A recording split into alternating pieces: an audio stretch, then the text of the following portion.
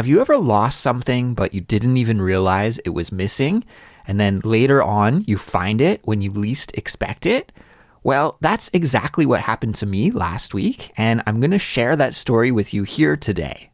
My name's Andrew, and this is bonus episode 50, amazing 50 episodes of the Culips English podcast. Thanks for joining me here to start off the week on the right foot with an English study session. I think we can all agree that having good habits can help us to reach our goals faster, and that's why I'm here to help you set the tone and get ready for a successful week of English learning ahead. Now, there's a 100% free transcript for this episode that you can get by clicking the link in the description or by visiting our website, which is culips.com. You can get the transcript as a PDF file or as a clickable interactive transcript. So please check it out because it's an awesome learning tool. And of course, if you're looking for more great content to improve your English skills with, we've got you covered. We have hundreds of lessons on our website. Plus, if you're a Culips member, you can get the helpful study guides and transcripts for all of them, along with tons of other benefits as well. And I want to give a shout out to all of our members right now because we love our member community, and without them, we couldn't make Culips. Now, one of the great bonuses that Culips members get is an invitation to the monthly live streams that I host each month. And speaking of the live stream, we have our April edition coming up very, very soon. In fact, it's happening this week on Tuesday, April 25th at 8 p.m. Korean Standard Time. And if you're a Culips member, I would love for you to join me for the live stream. The topic for this month is talking about our English language highs and lows. So I want to talk about our successes and failures learning English, but I'm crossing my fingers we'll spend more time talking about our wins as opposed to our failures. But I'm hoping that we'll have a good discussion and share some funny and interesting stories with each other during the stream. So I'm very excited, and I hope to see a bunch of people from our member community there. Guys, to join, you just need to log into your Culips account and follow the link from the dashboard. And with that being said, I think it's time to get started with this episode. So let's dive in, and I'm going to tell you a wild story about finding a lost Culips episode deep in the dark corners of my hard drive last week. So let's get started with the story now. Here we go.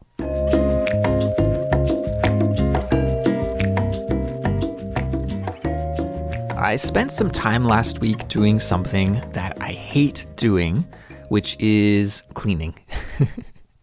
Actually, I don't mind cleaning in general, but I don't really like doing this type of cleaning, which is digital cleaning. So organizing the files on my hard drive. In fact, I'm actually usually pretty good about keeping all of my files and data well organized, especially files that are related to Culips. But you know, over time, some things get a little messy, and I need to go through my hard drive and tidy things up every once in a while, just so that it's nice and organized.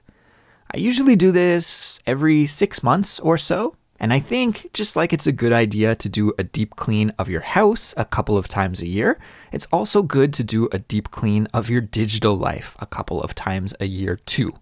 So I did that last week. Last week, I did some digital spring cleaning. And while I was doing my digital spring cleaning, I came across some files from 2021, a couple years ago, for a simplified speech episode about fusion food. And fusion food is what happens when we combine dishes or ingredients from different countries or culinary traditions to create a new dish, right? So if you combine Mexican food and Indian food, for example, then that would be a fusion food. Now, what was weird about that episode that I found on my hard drive is that all of the files were just raw audio recordings of me and Cassie. The episode wasn't edited or processed or anything like that. It was just the original recording files. And since these files were over 2 years old, I couldn't remember exactly what was happening with that episode. So I checked back through the spreadsheet that I used to organize all of our Culips episodes, and I realized that we never released that episode. So that means that sometime a couple of years ago, Cassie and I recorded a conversation about fusion food, but it fell through the cracks and I forgot about it. By the way, that's a great idiomatic expression that I just used, to fall through the cracks. If something falls through the cracks, then it means that it has unintentionally been overlooked or neglected or forgotten. So that episode about fusion food fell through the cracks because I totally forgot about it and it was unintentional. Of course, I didn't mean to do that. So I was excited to find this lost episode on my hard drive. I immediately sent the files over to our awesome audio editor, Marshall, and I asked him to turn them into a simplified speech episode for us. Well, Marshall did his thing. He worked his magic, and a couple days later, he messaged me back, and he told me that he put the episode together, but there were a few problems. The first problem was that the episode was very short. Now, maybe you've noticed, I'm not sure, but in general, here at Culips, we try to make our simplified speech episodes around 20 minutes or so. That seems to be the sweet spot that many of our listeners like, 20 minutes of content. However, that episode, the fusion food episode, was much shorter. It was only around 10 minutes long or so. So that wasn't very good. The second issue was that towards the end of the episode, Cassie's mic started picking up some noise from the traffic outside of her apartment. And that also wasn't very good. That means that those parts had to be cut out and removed because it was too difficult to hear Cassie over the traffic noise. So for many reasons, really, it seemed like this fusion food episode was never going to see the light of day.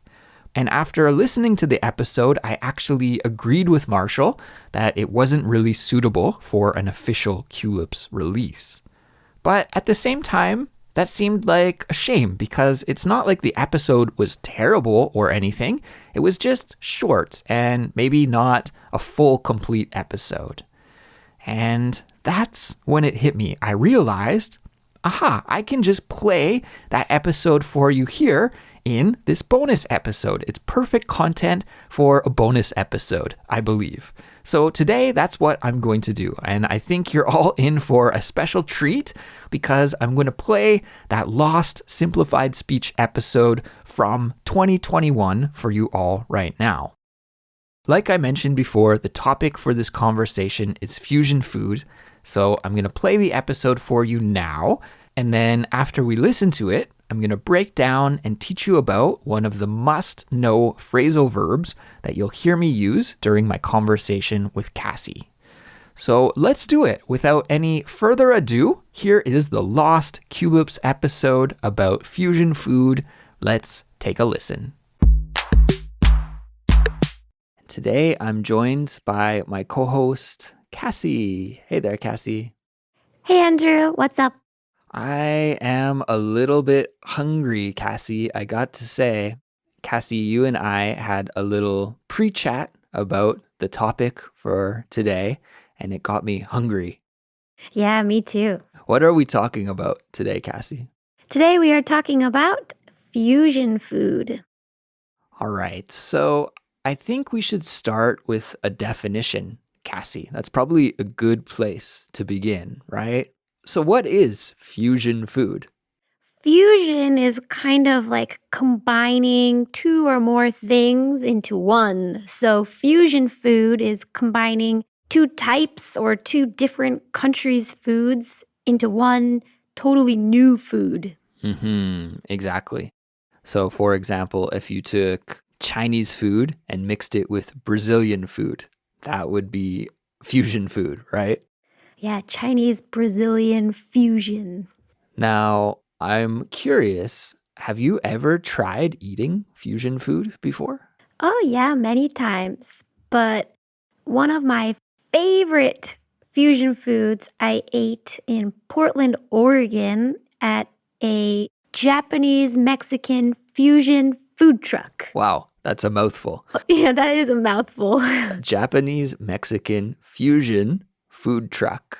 Now, I've been to Portland a couple of times myself, and I know that the food trucks there are really popular. Maybe we even visited the same place because when I was in Portland, I went to a kind of food truck food court, if you could call it that, an area where maybe 30 or 40 food trucks were parked, and you could walk through this area and choose what kind of food you wanted to eat because every truck had a different kind of food. I was going to say that Portland is just full of food trucks in many different areas and lots of fusion food. But the one I went to, they had a really interesting food on the menu. It was a sushi burrito. Sushi burrito. Oh, yeah, because it's Mexican and Japanese fusion, right?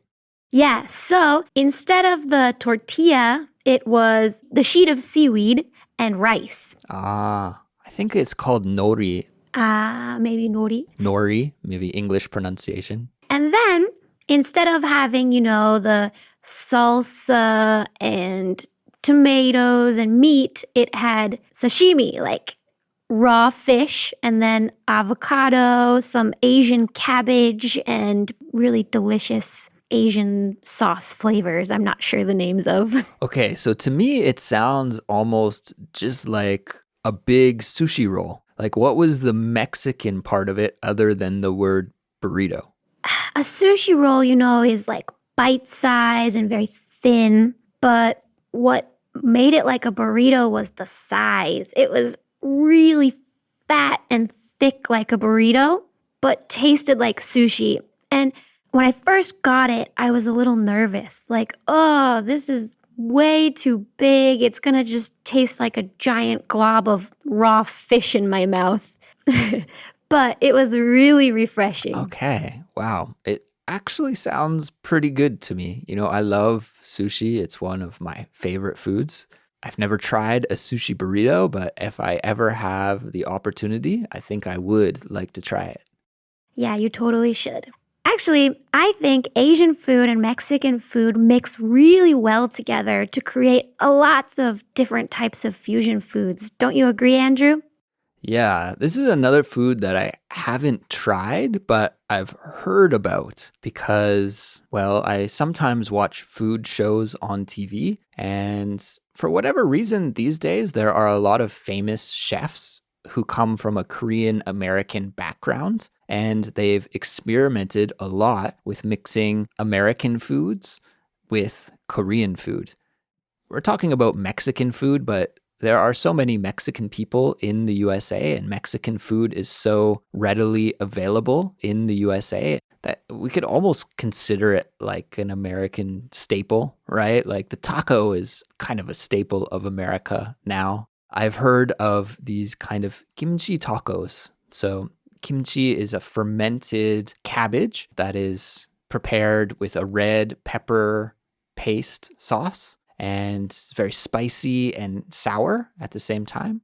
Probably the most famous food in Korea, the most well-known Korean food. Koreans eat it every day. So these chefs have kind of remixed the taco so that there is kimchi inside of it. Yeah, this is another really interesting way to pair Asian food with Mexican food. Yeah, I've never had a kimchi taco, but I have had kimchi tater tots. And tater tots are another really delicious street food in America. They're like fried potato wedges, I guess. And on top, they had fried kimchi and then sriracha sauce, which is also really popular in the US these days. I think that comes from Vietnam, correct? Vietnam or Thailand, I can't exactly remember, but somewhere in Southeast Asia. And I'm sure either our Thai listeners or our Vietnamese listeners are screaming at us right now. It's our sauce. It's our sauce.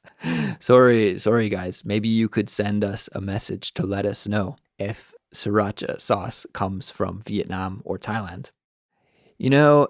Now that I've lived in Korea for several years, Cassie, I've noticed that my palate and the foods that I enjoy have started to change. And I've started to eat a lot more Korean food and crave Korean food, while at the same time, I'm less and less interested in Western food and the kinds of foods that I grew up with. And a great example of this is kimchi, in fact, because when I first came here, I didn't really like kimchi. I would eat it. I forced myself to eat it because, well, it was just the polite thing to do. It's a ubiquitous food here. It's everywhere. Many Korean people eat it every day. So there was no getting around it. I kind of had to eat it. And at first, I struggled.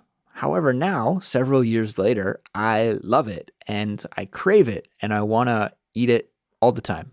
And so because my palate has changed, I've thought about mixing kimchi with different foods and making my own kind of fusion foods.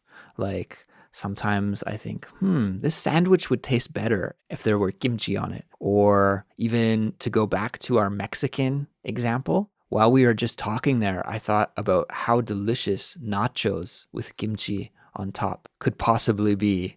Oh, those would be good. Do you have any examples of that? Have your tastes evolved a little bit since you've been abroad? And have you remixed any of the food that you eat? I can't think of it right now off the top of my head, but I do have a friend who was kind of the reverse. They came from America and they moved to Korea. And while they really like Korean food, they love ranch dressing. So every time they go to the US, they buy like bottles and bottles of ranch dressing and then bring it back over and put it on everything in Korea. What is ranch dressing for our listeners who don't know? It's just like a really creamy white salad dressing, but Americans put it on everything. I don't know, hamburgers, French fries, hot wings, whatever, you name it. They love it. Yeah, it's just a creamy dressing, right? And people use it to dip many different types of foods in to make them more creamy or more delicious, I guess. And it's a food that many people are addicted to, just like the friend you mentioned. Many people will put it on everything, right? What would be a great fusion food? Maybe like a ranch kimchi French fry. We may have to start our own restaurant here, Cassie. That's a good idea. So what did you think? Did you enjoy that conversation about fusion food? I hope you agree with me that it was better to include it here in this bonus episode than just throw it out altogether, right? I think so. Actually, listening to that episode made me feel pretty hungry. I think once we wrap things up here, I might go and try to find something to eat. I doubt I'll be able to have a sushi burrito, but it's likely that I can find something with kimchi in it, so I'll probably go with that instead. And now it's time for this week's vocabulary lesson. Before I eat, I want to teach you about one of the phrasal verbs that I used in that fusion food conversation. And in my opinion, this is a really must-know phrasal verb. It's a common one that English speakers use every day, but it can be difficult because it means different things in different contexts. I think there are probably 4 or 5 different ways that English speakers use this phrasal verb, but today I'm just going to focus in on one, and especially the one that I used in the context of that fusion food conversation. So the phrasal verb I'm talking about is to get around, and it means to avoid or escape something. Okay, so it's to get around something. That's the construction that we use. And just so you know, this is a phrasal verb that must follow that pattern. We have to say it like to get around something. We can't say to get something around. It always must be to get around something. So actually, in that fusion food conversation, I used this phrasal verb in the negative form when I was talking about being unable to avoid eating kimchi in Korea. So as many people know, kimchi is a staple of the Korean diet. And if you live in Korea, you're going to eat kimchi often. There's no getting around it. There's no escaping it. So I want to play that conversation clip for you again so you can hear me use the phrasal verb in context a couple of more times. So let's do that now. I'm going to rewind, go back, and play it for you again. Here we go. When I first came here, I didn't really like kimchi. I would eat it. I forced myself to eat it because, well, it was just the polite thing to do. It's a ubiquitous food here. It's everywhere. Many Korean people eat it every day. So there was no getting around it. I kind of had to eat it. Many Korean people eat it every day. So there was no getting around it. I kind of had to eat it. So in that clip, you heard me say there was no getting around it when I was talking about eating kimchi while living in Korea, just because kimchi is such a common food here. So in other words, that just means that I can't avoid eating kimchi while I live in Korea because it's so prevalent in Korean cuisine. So now that we know that to get around something means to avoid or escape something, let's hear how English speakers use this phrasal verb in their everyday lives by listening to some example sentences. I've got 3 prepared here for you, and we'll start with the first. Here we go. Example sentence number 1. When my parents visited Mexico, they got around the language barrier by using translation apps. When my parents visited Mexico, they got around the language barrier by using translation apps. Let's break that example sentence down. In that example sentence, we hear about somebody's parents who traveled to Mexico, and I guess they don't speak Spanish because there was a language barrier. A language barrier means that people can't communicate easily because they don't speak the same language. So this speaker's parents probably, let's say they were English speakers, and of course Spanish is spoken in Mexico, so there was a language barrier, but the parents got around that language barrier. They avoided it, they escaped it. How? By using translation apps on their phone. Example sentence number 2. Despite her best effort, she was never able to get around her fear of public speaking. Despite her best effort, she was never able to get around her fear of public speaking. Let's break this example sentence down. In this example sentence, we hear that the speaker, unfortunately, was never able to get around her fear of public speaking. She was never able to move past it, to avoid it, to escape it. It was one of those fears that stuck with her entire life. Even though she tried to overcome that fear, she was never able to do so. She was never able to get around that fear of public speaking, unfortunately. Example sentence number 3. He managed to get around the problem with a software update. He managed to get around the problem with a software update. Let's break this final example sentence down. In this sentence, the speaker avoided a problem, escaped a problem. How? Just by downloading a software update. So we could imagine maybe that he had a problem with his computer or his smartphone, and he fixed that problem, escaped the problem, avoided the problem by simply updating his software. And hey, it's true. Sometimes if we update our software, our computers or our phones or our tablets work better. Sometimes they don't. Sometimes things break. But sometimes problems are solved with a software update. So that brings us to the end of another bonus episode, a milestone episode really, because this was number 50.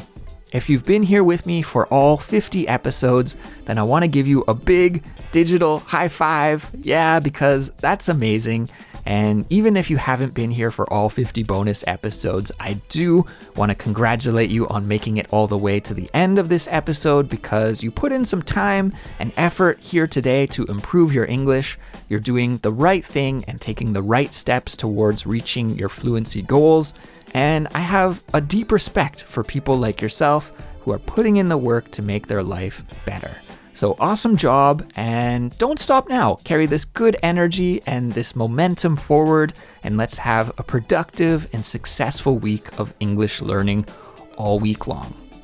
Culips members, don't forget about our live stream on Tuesday evening at 8 p.m. Korean time. I'll see you all then, and for everyone else, I'll be back later in the week with another brand new Culips episode. So until then, take care, and I'll talk to you all soon. Goodbye.